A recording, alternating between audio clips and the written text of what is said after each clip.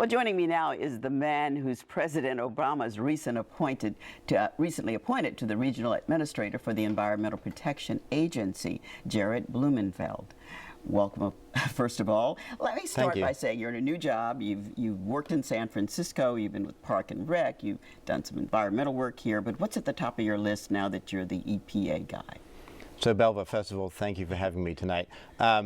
This region is fairly large. It goes all the way from Guam, Hawaii, Arizona, Nevada, California, and what you really realize is that there's been an 8-year drought.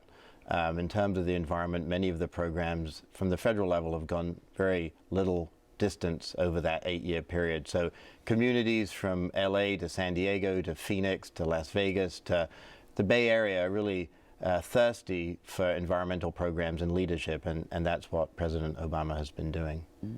We talk about the environment, we talk a lot about greenhouse gas emissions. Most of us don't quite understand what it is we're talking about, except that it's supposed to be a very good thing if we do something about it. Why don't you tell us what are greenhouse gas emissions and why and how do we handle this problem? Belva, I think most people, I'd agree, are mystified. Is it some new thing? Is it a global issue? Really, greenhouse gas emissions come from 3 main areas. Transportation, us driving, trucks, cars, buses, everything. That's about 50%. Then building energy, so every time you switch on the light or have the refrigerator or your dishwasher, all those things take energy, and that energy can either come from clean sources like renewable energy and solar, or dirty sources like coal and non-renewable energy. And then the last element is the stuff we throw away and forget to recycle that ends up in landfill. All those things produce what are called greenhouse gases. So when we talk about the Tesla deal with Toyota, we're talking about an effort to do something about these emissions from autos and trucks. Yeah, as you heard, there's now kind of a feverish race to get the new technology, and I think that's really what sets California aside from the rest of the nation is this innovation, this desire to be on the cutting edge, and the whole trend to get cleaner vehicles started in California and now has moved to the rest of the nation.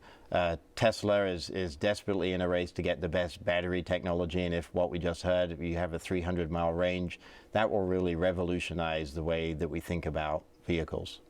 Well, EPA issued just a little while ago some standards on emissions, but today President Obama said that he wanted more, he wanted tougher standards. Can you tell us about what the president's talking about and why maybe he was dissatisfied with where things are now? Well, you may remember in the Bush administration there was a Supreme Court decision that said, EPA, you need to regulate greenhouse gas emissions. Nothing happened. Then Obama comes into office and says, you know what, we're going to take this seriously. We're going to actually regulate greenhouse gas emissions. So you heard at the beginning of the administration that we're going to do light-duty vehicles, normal cars and pickup trucks. Yesterday and today's announcement was about big trucks and medium-sized trucks, which represent about 4% of all vehicles, but about 20% of all the emissions. And when you think about vehicle emissions, it's not just greenhouse gas emissions. It's all the tiny particulate matter that causes kids and elderly to get asthma, that can cause cancer. So many of the things that are wrapped up in greenhouse gas emissions are also things that cause human health problems at the local level. President Obama is going to be in the Bay Area just next week. I think next Wednesday he's going to go down and look at a place where they're making solar panels. Why is this important? Why is the president going to take time out and go visit a manufacturing company here? So I think the president and our administrator at EPA, Lisa Jackson, have really said, you know, the economy is not at odds with the environment. The economy will only grow if we do things to clean up our environment. And so solar power is a growing industry. There are rebates in cities across the nation that are now adopting and realizing that you can save money and help the environment by putting solar panels on your roof. The people at that facility have jobs, and it's actually the fastest growing sector in California at the moment is the clean tech sector. There are about 12,000 companies in California promoting clean tech, and about 500,000 people today working for new solutions for tomorrow. Well, Solyndra, the company in Fremont also, is getting a pretty big loan guarantee from the federal government, and I guess that's causing other investors to be interested in them. But what are they doing that's different, and how do they get so far out in front that they get a loan guarantee of that size and they get a presidential visit? So, Belva, a lot of people wondered, where did all these billions of dollars for the Reinvestment Act, the stimulus package, go? And a lot of it went to the Department of Energy and EPA to promote clean technologies and bring people back to work.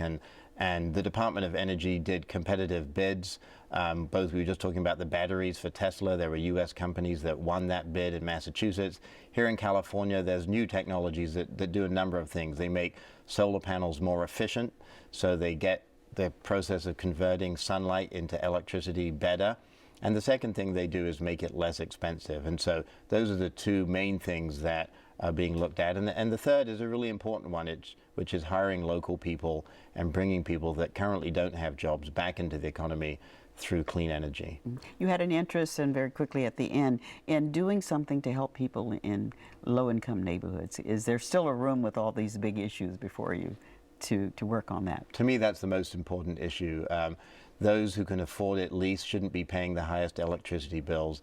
Our public housing leaks energy. There's no water efficiency, so poor people end up paying the most for the services that the rest of us can afford, energy efficiency and renewable energy. And so I think we really need to make sure that we serve the people that need our help the most first. Well, 4 months on the job, and I can see your hands are full. We thank you so much for joining me tonight. Thank you, Belva. Okay.